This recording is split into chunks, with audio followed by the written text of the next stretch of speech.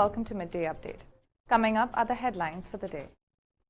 US President lauds Oman's role in extension of Yemen truce. Over 40 bags of tobacco seized in Oman. Oman Air to operate 3 weekly flights to trap zone. Pelosi meets Taiwan's president, says US will always support Taipei. US issues worldwide caution alert after Al-Qaeda chief Ayman al-Zawahiri's death. Jai Shankar to visit Cambodia for ASEAN-related meeting. Surya Kumar Yadav 76 guides India to 7-wicket win over West Indies in third T20 International. South American nations launch 2030 World Cup bid. Those were the headlines. Now for the local stories for the day.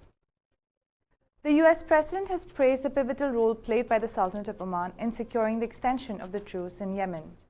US President Joe Biden praises the pivotal role played by the Sultanate of Oman, led by His Majesty Sultan Haitham bin Tariq, in securing the extension of the armistice in Yemen for 2 more months, Oman News Agency said in a statement. More than 40 bags of prohibited tobacco have been seized at a laundry shop in the Wilayat of Suwayk, North Al-Batana Governorate, the Consumer Protection Authority said.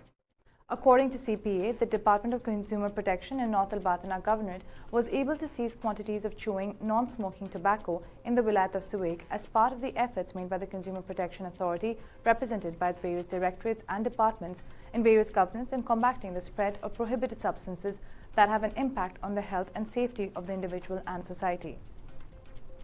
During their field visits to shops and markets in the Wilayat of Suwayk, judicial officers noticed that many consumers frequented a laundry shop, which aroused their suspicion and prompted them to inspect the entire shop. As a result, 44 bags of chewing non-smoking tobacco were found, which is in violation of Resolution No. 256 by 2015, amended by Resolution 301 by 2016, regarding banning the circulation of chewing non-smoked tobacco in any form and under any name. Accordingly, the seized quantities were confiscated in preparation for their destruction and legal measures were taken.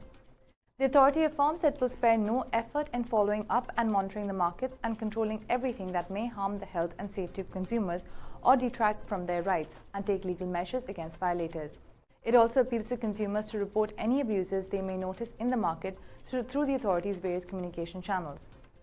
In another incident, large quantities of alcoholic beverages were seized after Oman Customs raided 2 sites of expats in Muscat Governorate.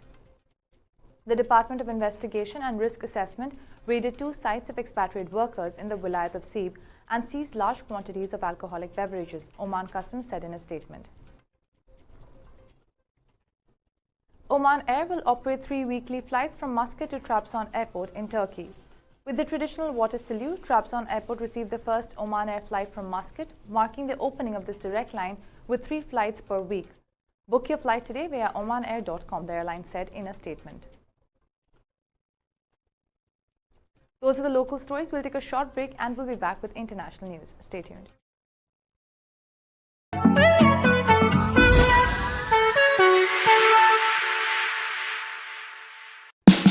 Oman's largest online supermarket now has no minimum order limit. From grocery to household items, Rafiq has everything that you want. Enjoy worry-free shopping with over 8,000 products to choose from and get it delivered straight to your doorstep. Rafiq, you order, we deliver.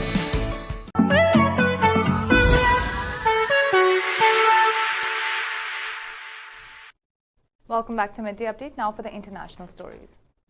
US House Speaker Nancy Pelosi on Wednesday morning met with Taiwan's President Tsai Ing-wen and reiterated Washington's support to the island country and said that the US's determination to preserve Taiwan's sovereignty is ironclad. America has made a bedrock promise to always stand with Taiwan.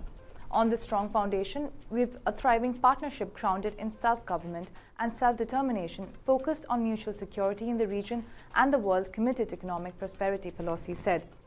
The U.S. House Press Speaker had touched down in Taiwan on Tuesday night amid repeated condemnation by China, which claims self-ruled Taiwan as its territory.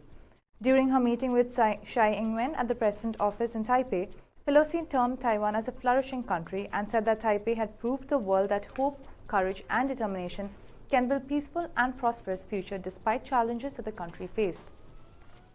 Earlier in the day, Pelosi visited Taiwan's parliament and also held a meeting with Xi Jinping, the deputy speaker.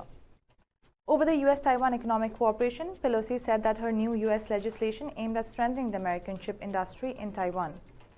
Pelosi further said that she is here to listen and learn from Taiwanese people as to how they can come together.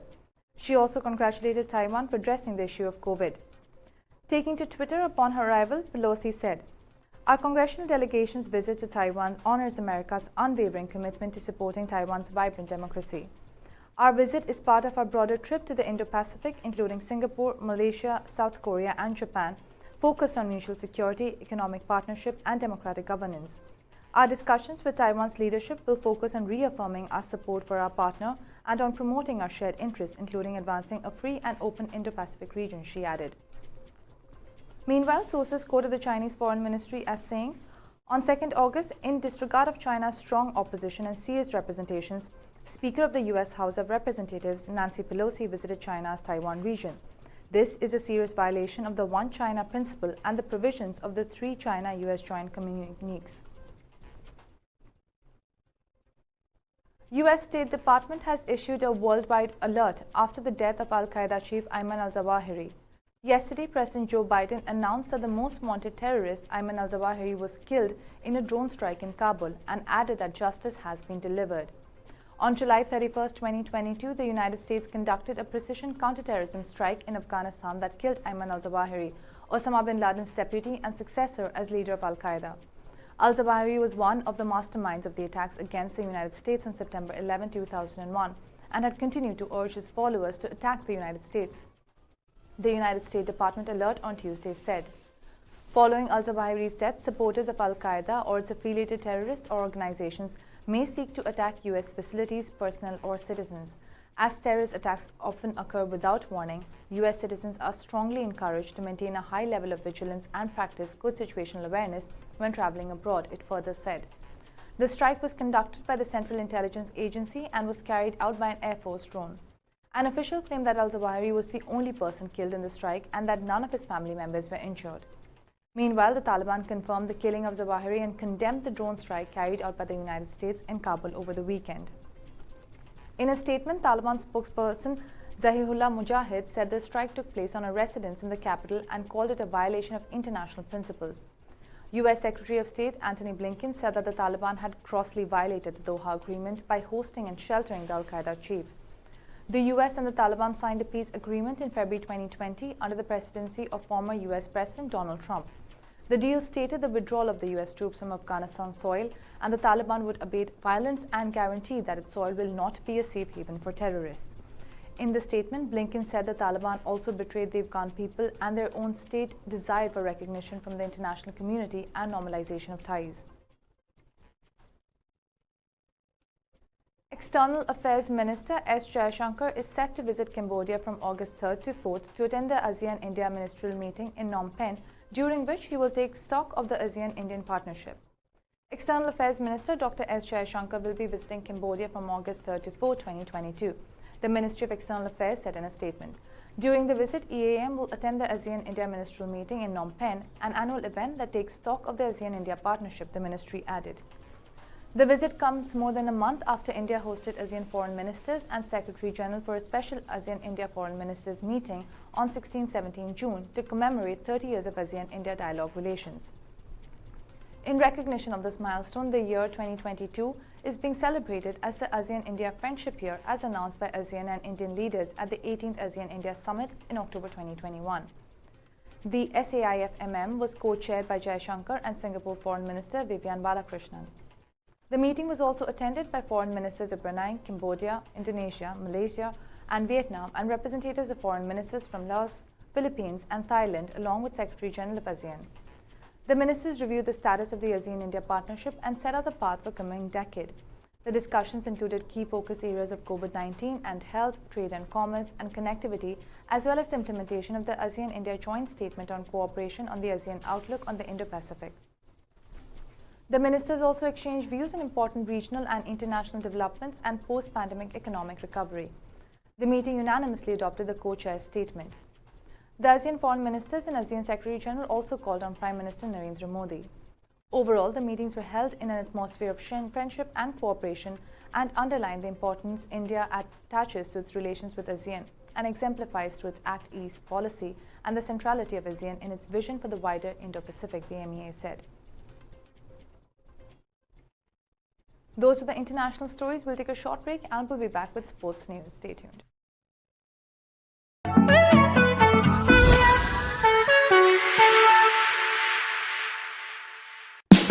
Oman's largest online supermarket now has no minimum order limit. From grocery to household items, Rafiq has everything that you want. Enjoy worry-free shopping with over 8,000 products to choose from and get it delivered straight to your doorstep. Rafiq, you order, we deliver.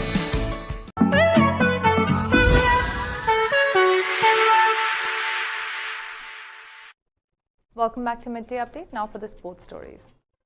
Suryakumar Yadav's blistering half-century and fine cameo of unbeaten 33 by Rishabh Pant guided India to a 7-wicket win over West Indies in the third T20 International of the 5-match series at Warner Park, St. Kitts on Tuesday.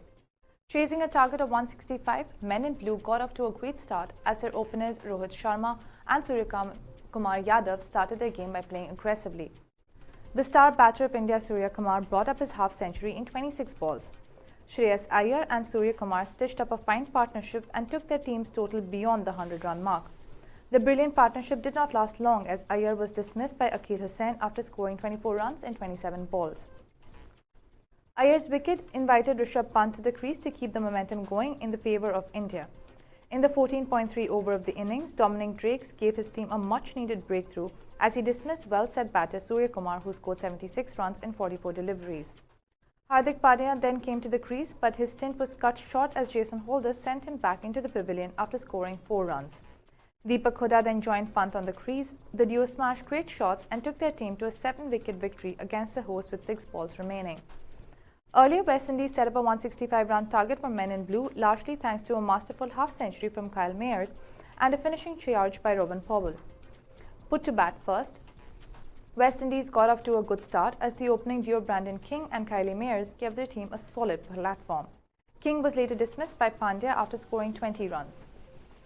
Mayers started hammering India bowlers as he smashed 2 fours against Bhuvaneshwar Kumar. Captain Nicholas Pooran scored 22 runs before being dismissed by Bhuvaneshwar. Robin Powell was sent back to the pavilion after scoring 23 runs in 13 deliveries. Shimron Hatmeyer played a knock of 20 runs to give his team a respectable total as the lower order failed to score. A joint South American bid to host the 2030 FIFA World Cup represents the dream of an entire continent, the region's top football official said on Tuesday. The comments came as Argentina, Uruguay, Paraguay and Chile officially launched their candidacy to stage the centenary edition of football's showpiece tournament at a ceremony in the Uruguayan capital Montevideo. This is the dream of a continent, Alejandro Dominguez, the president of the South American Football Confederation, told a news conference at Estadio Centenario, which staged the first World Cup final in 1930. South America understands that football has to recognize tradition. There will be more World Cups, but 100 years anniversaries only occur once. This is the iconic place where World Cup history started. The South American bid faces competition from a joint Iberian proposal comprising Spain and Portugal. Chile staged the World Cup in 1962, and the last time the competition was held in South America was in Brazil 8 years back. Argentina hosted it in 1978, while Uruguay had not held the quadrennial event since the inaugural edition. Paraguay is aiming to hold World Cup matches for the very first time. Those are all the local, international and sports stories for the day. For more updates, stay tuned and keep watching TTV. You've just heard the live feed from the TTV studios on TFM 95.4. Let's talk.